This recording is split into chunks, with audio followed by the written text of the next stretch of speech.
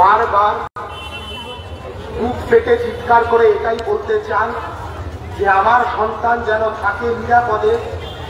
সেই সমস্ত মানুষজনরা যারা এখানে উপস্থিত আছেন, যারা আজকের এই বিশাল মিছিল, শেকল কাটা কলকাতার মিছিল, এই কলকাতা মহানগর, যে কলকাতা মহানগর একটা সময় সিটি অফ জয় বলে পরিচিত ছিল, কিন্তু যে কলকাতা মহানগরকে প্রায় গত 1 মাস ধরে আমরা সিটি অফ ভয় হিসেবে দেখতে পাচ্ছি, সেই মহানগরের বুক চিরে যে বিশাল মিছিল এখানে এসে পৌঁছেছিল, সেই মিছিলে যারা অংশগ্রহণ করেছেন এবং তারপর যারা আজকে এই অবস্থানে এসএফআই, ডিওয়াইএফআই, আইওয়ার ডাকে এই অবস্থানে এসে পৌঁছেছেন, তাদের সকলকে এসএফআই পশ্চিমবঙ্গ রাজ্য কমিটির পক্ষ থেকে সংগ্রামী অভিবাদন।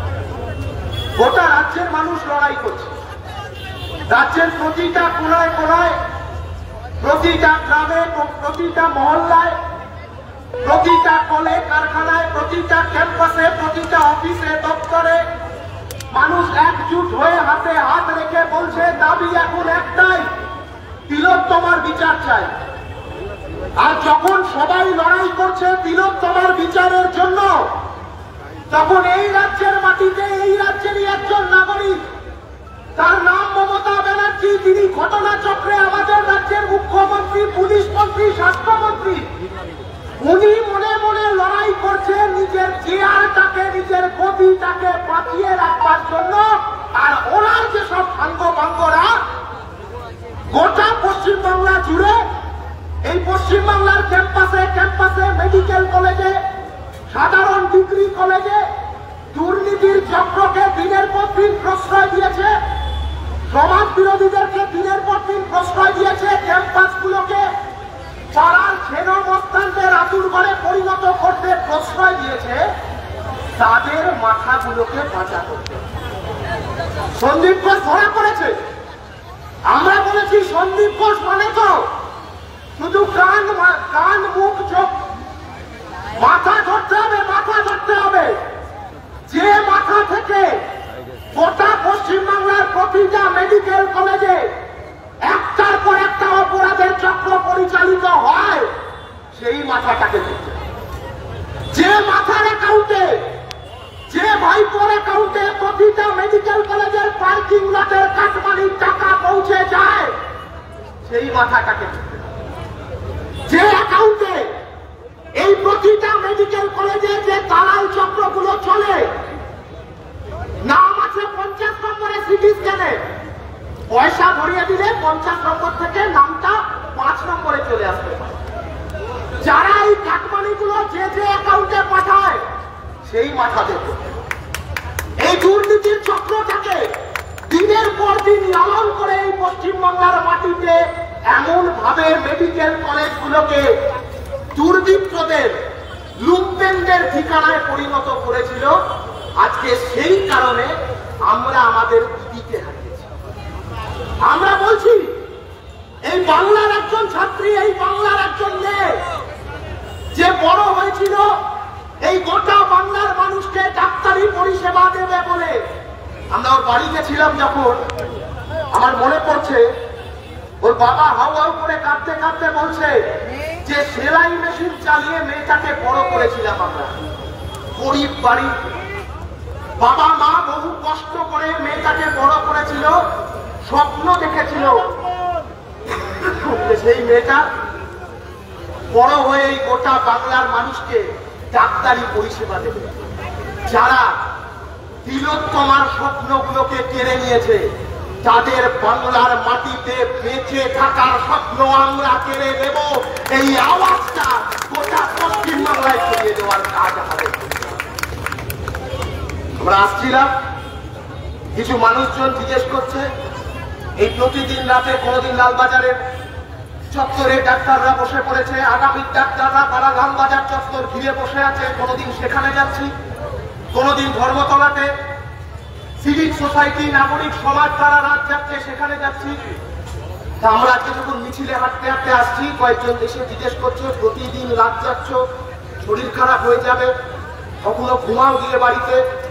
আমরা কথা দিয়েছি 9 তারিখ যেদিন 9ই আগস্ট যখন আরজিকর হাসপাতালের ভেতরে মর্গ থেকে তিলোত্তমার মৃতদেহটাকে পার করে পুলিশ ছিনতাই করে নিয়ে যাচ্ছিল, যখন সবাই শকটের কাছের বাইরে থেকে তিলোত্তমার ওই একটু ক্ষেপ্র থেতলে যাওয়া মুখটার দিকে আমরা তাকিয়েছিলাম, সেই দিন থেকে আমরা ঘুমোতে পারিনি।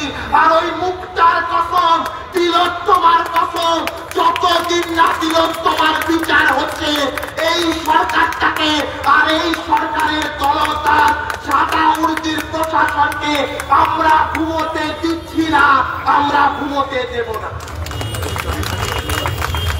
পুলিশ তার কাজ কি?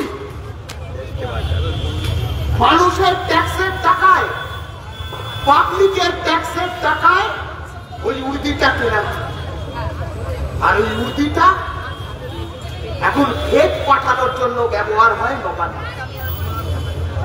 এই বাংলার মেয়েকে খুন করে দিল, ধর্ষণ করে নির্মম ভাবে বর্বরের মতো। তারপরে দাঁড়িয়ে তার মৃতদেহটা ছিনতাই করে নিয়ে যাচ্ছে। বাবা মা জানে না, বাবা মা জানলো না যে কেন যুদ্ধকালীন তৎপরতায় রাতের অন্ধকারে এই বাংলার মাটিতে বর্বরতার সর্বশ্রেষ্ঠ চিহ্নটাকে ইলেকট্রিক চুল্লিতে পুড়ে জ্বালিয়ে দেওয়া হলো। তার বাবা মা জানতে পারল, বাবা মা জানতে পারলো না যে তার মেয়ের পোস্টমর্টেমটা নিজেদের পছন্দ মতো, এই সন্দীপ ঘোষের পছন্দ মতো কয়েকজন ডাক্তার তারা বসে নিজেদের মতন করে একটা পোস্টমর্টেম করে দিল। বাবা মা জানতে পারলো না, বাবা মা জানতে পারলো না যে যে মেয়েটাকে বড় করেছিল তিল তিল করে রক্ত ঘাম দিয়ে, সেই মেয়েটাকে কিভাবে রাতের অন্ধকারে তার সব থেকে প্রিয়তম জায়গা, যারা ডাক্তারি করে তারা জানে, যখন 5 বছর ডাক্তারি করবার জন্য কোনো একটা হসপিটালে যেতে হয়, তখন ওই সেমিনার রুম, তখন ওই ল্যাবরেটরি, তখন ওই ওয়ার্ড রুম, তখন ওই রেস্ট রুম, তখন ওই ভিজিটার্স রুম, এই ঘরগুলোই তার নিজের ঘর বাড়ি হয়ে যায়। একটি মেয়েকে তার ঘর বাড়ির মধ্যে তার সাথে এই বর্বরতা করে। বাবা মা জানতে পারলো না যে মেয়েটির সাথে কি ঘটছে। শুধু এইটুকু বাবা মা জানতে পারলো যে তিলোত্তমার শেষ নিঃশ্বাস যখন বেরোচ্ছিল, তখন তিলোত্তমার দুটো চোখ দিয়ে জল বেরোয়নি, দুটো চোখ দিয়ে রক্ত বেরিয়েছে। আমরা বলছি প্রয়োজনে নিজেদের রক্তের বিনিময় তিলোত্তমার জন্য বিচার ছিনিয়ে আনবো। এইটা হচ্ছে গোটা বাংলার ছাত্র যুব মহিলাদের শপথ। আর ওর বাবা মা এটা জানতে পেরেছে, যেদিন প্রথম দিন গেছিলাম বাড়িতে কথা বলতে, ওর বাবা মা আমাদের হাত দুটো ধরে বলেছিল আন্দোলন যেন না থামে, গোটা কলকাতা গোটা পশ্চিম বাংলাকে স্তব্ধ করে দাও বিচারের দাবিতে। ওর বাবা মা এটা জানতে পেরেছে যে গোটা পশ্চিম বাংলা, গোটা কলকাতা, গোটা ভারতবর্ষ, গোটা দুনিয়ার বুকে একটার পর একটা শহর স্তব্ধ হয়ে গেছে একটা কথাতে। দাবি এখন একটাই, তিলোত্তমার বিচার চাই। আর তিলোত্তমার বিচারের জন্য যে পুলিশ মন্ত্রীর মদতে প্রমাণ লোপাট হয়েছে, যে স্বাস্থ্যমন্ত্রীর মদতে গোটা পশ্চিম বাংলার স্বাস্থ্য ব্যবস্থাটা দালালদের হাতে চলে গেছে, যে পুলিশ মন্ত্রীর মদতে পুলিশরা প্রতিবাদীদের বাড়িতে বাড়িতে সমন পাঠিয়েছে, আর যখন গুন্ডারা এসে আরজি করে ভাঙচুর করেছে তখন গালে হাত দিয়ে কুচকুচ কোথায় দেখবার মতন সাইডে দাঁড়িয়ে থেকেছে, সেই পুলিশ মন্ত্রী আর সেই স্বাস্থ্য মন্ত্রীর পদত্যাগ চাই। এই আওয়াজটা গোটা বাংলার মানুষের কাছে পৌঁছে দিতে হবে। অতএব দফা 1 দাবি 1 পুলিশ মন্ত্রীর পদত্যাগ, দফা 1 দাবি 1 স্বাস্থ্যমন্ত্রীর পদত্যাগ। আর পুলিশ মন্ত্রীর চামচাটা যেটা বসে আছে বিনীত গোয়েল, ল্যাপটপ বাড়িতে দেখবেন ছোট ছোট কুকুর কোলে দিয়ে বসে থাকে। বিনীত গোয়েল পুলিশ মন্ত্রীর ল্যাপটপ।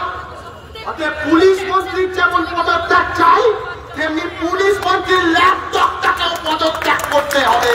গতকাল সারা রাত আগামী ডাক্তাররা জেগেছিল, আজ থেকে প্রতিটা রাত আমরা এখানে জেগে থাকবো যতক্ষণ না তিলোত্তমা বিচার পাচ্ছে। আপনারা সকলে আমাদের পাশে থাকুন, আমাদের সাথে থাকুন। এই লড়াইটা কারোর একার লড়াই নয়, এই লড়াইটা সবার লড়াই। এই লড়াইটা আমাদের লড়তে হবে যাতে বাড়ি ফিরে নিজের বোনের দিকে, নিজের দিদির দিকে, নিজের মায়ের দিকে, যাদের বাড়িতে সন্তান আছে তাদের সন্তানদের দিকে তাকিয়ে আমরা এটুকু বলতে পারি, জানি না কতটা কি করতে পেরেছি জীবনে, কিন্তু একটা লড়াই লড়তে পেরেছি, যে লড়াইটার শেষটা দেখে ছাড়তে পেরেছি। তাই লড়াইয়ের শেষ দেখা পর্যন্ত আমাদেরকে লড়ে যেতে হবে।